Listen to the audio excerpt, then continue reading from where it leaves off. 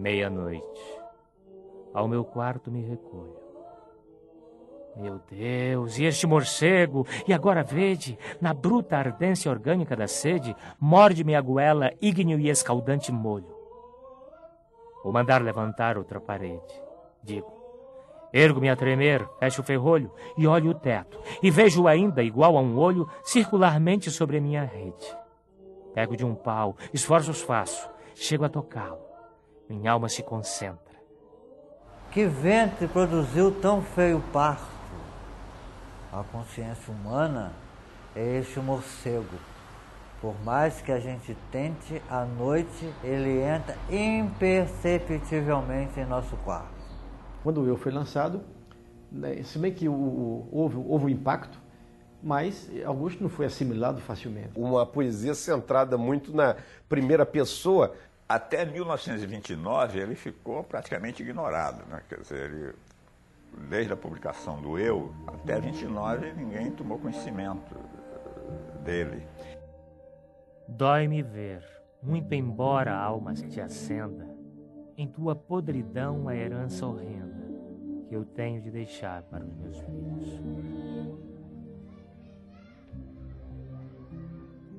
Houve uma estranheza em relação à poesia dele e algumas pessoas tenderam a rejeitar no início. Um dia eu cheguei lá no hospital, a mulher estava falando. O povo fala que Augusto dos Anjos é muito famoso, mas eu não vejo por quê. Os versos deles não têm sentido. Falei, minha senhora, por que não tem sentido? Leia com bastante atenção e a senhora vai ver que tudo que ele escreveu tem sentido sim. Ele fala do fogão, do urinol, do madapolão, da quitanda, aquelas palavras que não tinham cidadania dentro da poética. Ele é uma figura à parte, né? Ou você aceita, ou você rejeita. Por exemplo, Manuel Bandeira, por exemplo, não gostava do Augusto dos Anjos, achava um poeta muito limitado. Como quem esmigalha protozoários, meti todos os dedos mercenários na consciência daquela multidão. O Augusto vai se tornando um poeta popular e um poeta que vai se afirmando fora da crítica literária. Não é a crítica literária que redescobre o Augusto dos Anjos, é o leitor. O povo, quando tomou conhecimento dos poemas do Augusto dos Anjos, se apossou daquela linguagem com uma elegância e, ao mesmo tempo, um arrebatamento muito grande. A ingratidão, essa pantera foi tua companheira, inseparável. Esse tipo de pessimismo do Augusto, essa denúncia da hipocrisia e tal, é uma coisa que cala muito no povo.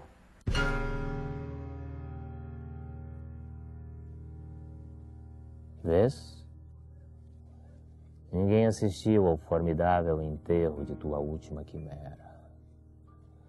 Somente a ingratidão, essa pantera, foi tua companheira inseparável. Acostuma-te à lama que te espera. O homem que nesta terra miserável mora entre feras, sente a inevitável necessidade de também ser fera. Toma um fósforo, acende o teu cigarro. O beijo, amigo, é a véspera do escarro. A mão que afaga é a mesma que apedreja. Se alguém causa ainda pena a tua chaga, apedreja essa mão vil que te afaga, escarra nessa boca que te beija. O escarra nessa boca que te beija tem um ressentimento, mas que é uma coisa também verdadeira em relação ao próprio ser humano, né? O ser humano é ingrato. O tema desse soneto famoso basicamente é a ingratidão. Então há realmente, sem dúvida, esse tom aforístico, que também é responsável por uma identificação com o leitor comum. O Augusto ele está no topo dos poetas brasileiros, vendáveis, né? Se edita Augusto, rapidamente some das livrarias. Meu coração triunfava nas arenas. Veio depois um domador de hienas, e outro mais, e por fim veio um atleta. Vieram todos, por fim, ao todo em 100. E não pôde domá-lo, enfim, ninguém, que ninguém doma um coração de poeta. Isso é o insondável, ninguém sabe por que porque os poetas permanecem na boca do povo. Cansado de chorar pelas estradas, exausto de pisar mágoas pisadas, hoje eu carrego a cruz de minhas dores. Não há um caminhoneiro, uma prostituta, um intelectual que não tenha ouvido falar ou que saiba algum trechinho de Augusto.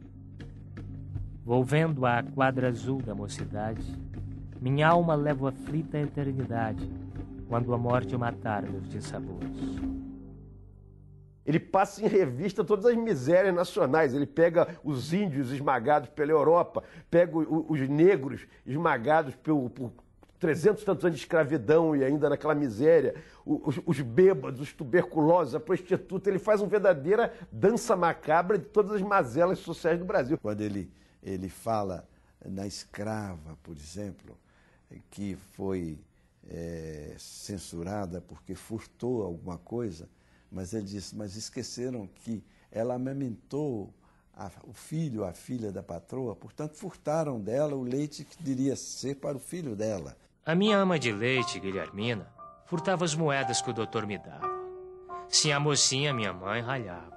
Via naquilo a minha própria ruína.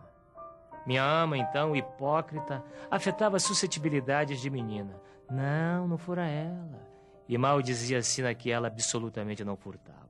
Vejo, entretanto, agora, em minha cama, que a mim somente cabe o furto feito. Tu só furtaste a moeda, o ouro que brilha. Furtaste a moeda só, mas eu, minha ama, eu furtei mais. Porque furtei o peito que dava leite para tua filha.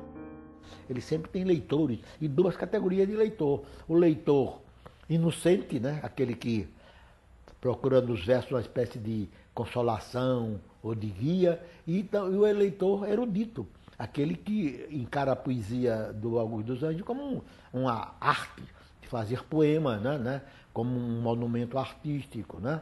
Como uma manifestação estética e literária, né? De modo que ele vai desde o Zé Povinho, né? Desde a pessoa mais humilde, né? Até, né? o crítico ou o poeta mais exigente. É a potencialidade que me eleva ao grande Deus e absorve em cada viagem minha alma, este sombrio personagem do drama panteístico da treva. Augusto é o primeiro grande paraibano, talvez o maior de todos, paraibano, né? Que ao saírem da Paraíba, ele saiu praticamente expulso, né? Pela impossibilidade de sobreviver lá e não voltou nunca. No auge de atordoadora e ávida sanha, leu tudo, desde o mais prístino mito.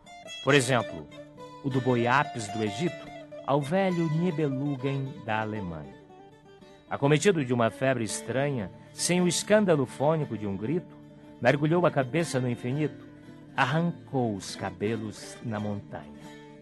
Desceu depois à gleba mais bastarda, pondo a áurea insígnia heráldica da farda à vontade do vômito plebeu. E ao vir-lhe o cuspo diário à boca fria, o vencido pensava que cuspia na célula infeliz de onde nasceu. Jurou que nunca mais voltaria lá, porque ele queria uma licença, o governador não teria dado. Se deveu ao fato de ele ser professor do Liceu Paraibano e querer ir ele estava perto de lançar o Eu, acho que tinha a percepção de que se esse livro saísse no Sul, teria muito mais ressonância.